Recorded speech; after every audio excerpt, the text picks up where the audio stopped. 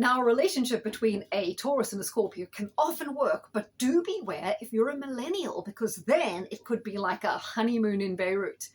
I don't know what it's like in Beirut in 2025, but I know that there was a song going around, I think in the 80s, it was called Honeymoon in Beirut, and it signified some sort of car crash relationship or reactionship or situationship, and that's exactly what it can be. Now, why is it that the Taurus-Scorpio relationship is that much more intense, dramatic, and volcanic if you're millennials? Well, it doesn't include all millennials, but from about 1984 till 1996, Pluto was in Scorpio. So Scorpios, it was very likely that if you were a Scorpio, you would have Sun conjunct Pluto. And if you were a Taurus, you would have Sun opposite Pluto. So it means that the Scorpio millennials have this like double dose of the intense Pluto energy. So their characters are so much more intense, driven, focused, particularly obsessive, maybe jealous and controlling.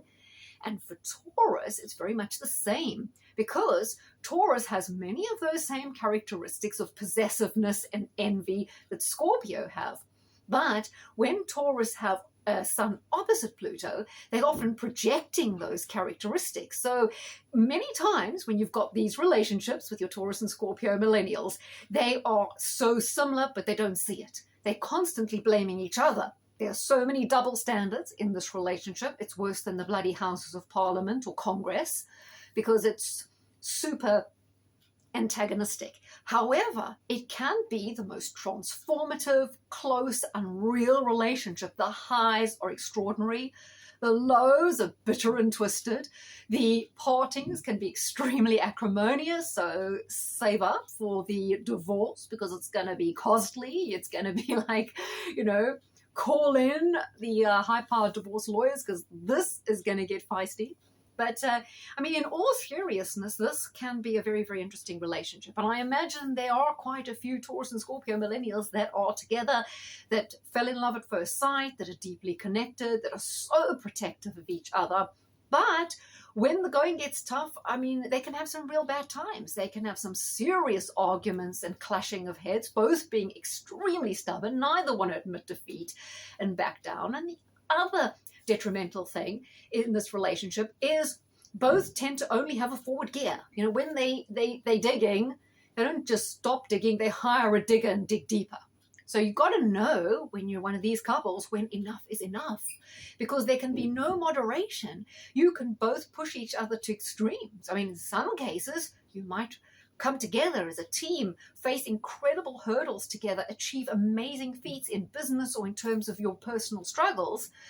But at the other stage, you could just wind up making mountains out of molehills, totally getting absorbed in your personal power struggles with each other and losing focus. The other problem, should I say, was already one, is it? I've listed a few, so it's not like the one. But the other problem with this relationship is too much intensity and focus on each other to the exclusion of everyone else. You may both be narcissists in a way. We both may want to exclude the other from their family and friends, just so that you can possess each other. And it may just seem like, you never want to leave each other. The concept of ever separating may be just too much to handle. And yet the thing this relationship most needs is a little bit of breathing space and separation, because it's likely you're both going to lose perspective. So this is an interesting project. And I say this relationship is a project. Yeah, it's a mission. And you both have to learn not to project, because one is accusing the other one of what they're doing and vice versa. Whatever you're accusing each other of, you're probably both bloody doing it. And neither of you wants to take ownership, because there's a lot of pride and ego wrapped up in this relationship as well. So the biggest learning curve for you in this relationship is taking a step back, owning your own behavior, both of you, and then finding constructive ways forward, because two heads are better than one. You guys are very often partners in crime, because, when there are certain things, when you've got a common enemy to tackle, you gang up and you make sure you defeat that enemy. But sometimes when there's not enough to focus your attention on, you can turn on each other and nitpick and look for, like I say, problems where there are none. So this is an intense combination, a really interesting one. Let me know if you're a millennial and you're one of these combinations, and let's see how it's going. Provided you haven't landed up on what's that program called? Something 24, Crime 24 or something, because maybe you're one of those couples who ended up, you know, bang, bang, bang, bang, bang, he shot me down, bang, bang. Yeah. If you're a millennial couple and you're Taurus and Scorpio, I really don't want to see you on Crime 24 or hear about you on a true crime podcast, because sometimes things get a little bit hairy.